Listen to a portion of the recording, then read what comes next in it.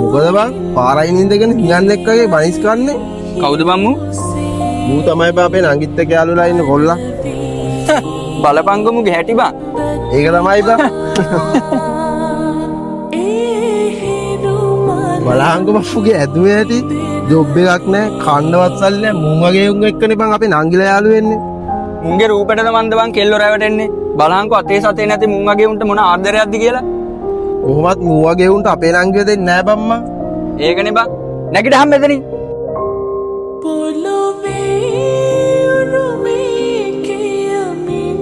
ගණින්තෝගේ බනිස් ගෙඩිය.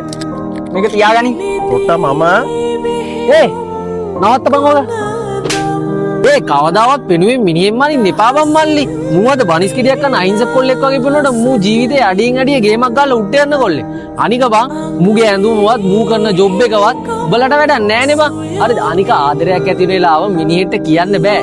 හරිද? දවසක උඹලට තේරෙයි උඹලා කරේ ලොකු වැරද්දක් කියලා. කවදද මූ ජීවිතේ උඩ තැනකට ගියාම උඹලාගේ නංගියට වෙන්නේ බං. ඒ හින්දා කවදාවත් මිනිස්සෙට මේ වගේ තිරිසන් වැඩ කරන්න එපා. උඹලා වගේ උන් මේ සමාජෙට පිළිකුලක් බං. ආදරය කියන මාතෘකාවට කවදාවත් මිනිස්සෙක්ගේ පෙනුමවත් රස්සාවත් ඇඳුම් පැළඳුමවත් අදාළ කරගන්න එපා.